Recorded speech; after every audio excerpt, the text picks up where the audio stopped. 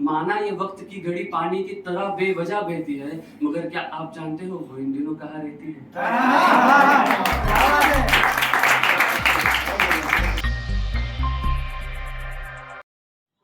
Disclaimer: the piece performed in this video in the form of poem is not a real story.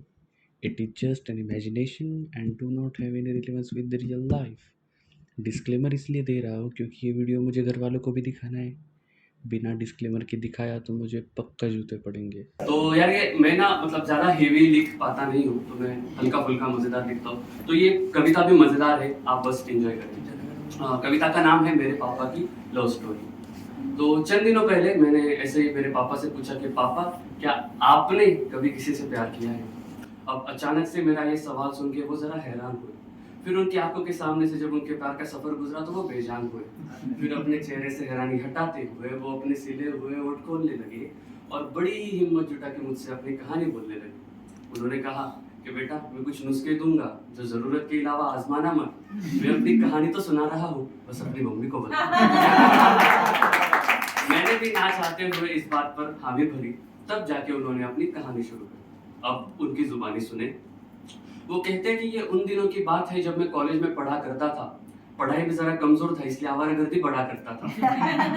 ऐसे ही किसी एक दिन मेरी उससे मुलाकात हुई। अब सीधे ही बात कैसे करता इसलिए हालचाल से शुरुआत हुई।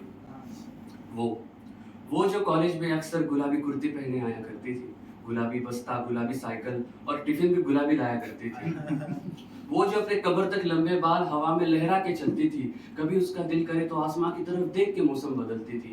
वो कि चांद ने भी जिसके लिए अपना रास्ता मोड़ कर देखा था, फूलों ने अपने बदन पर उसका नशा ओढ़ कर देखा था।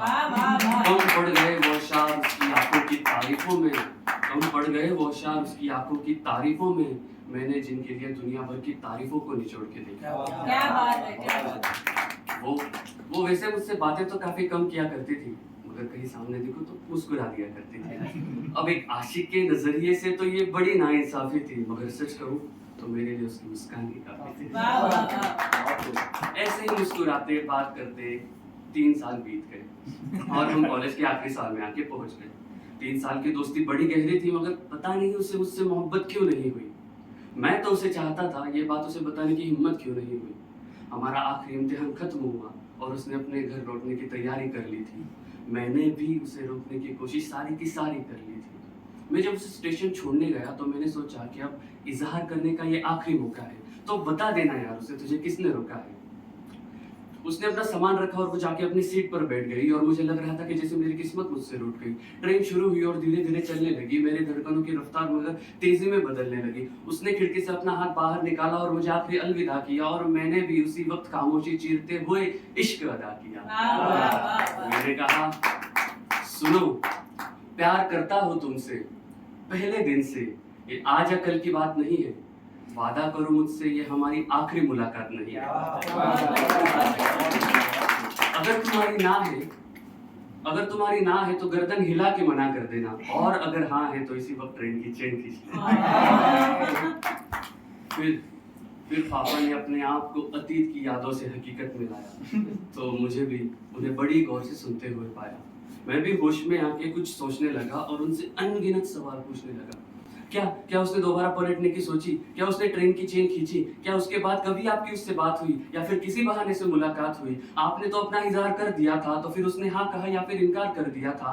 माना ये वक्त की घड़ी पानी की तरह बेवजह बहती है, मगर क्या आप जानते हो वो इन दिनों कहाँ रहती है?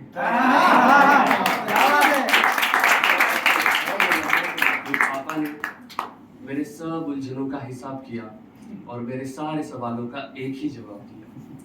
वैसे तो वो अब भी मेरे दिल में, मन में और धड़कन में है। जरा पलट के देख बेटा इस वक्त वो किचन में।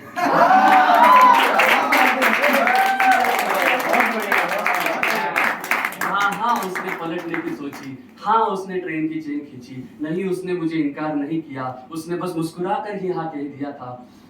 माना कि तब तक तो मेरी कहानी आधी हुई थी, मगर उसके ठीक 2 साल बाद मेरी उसी से शादी हुई।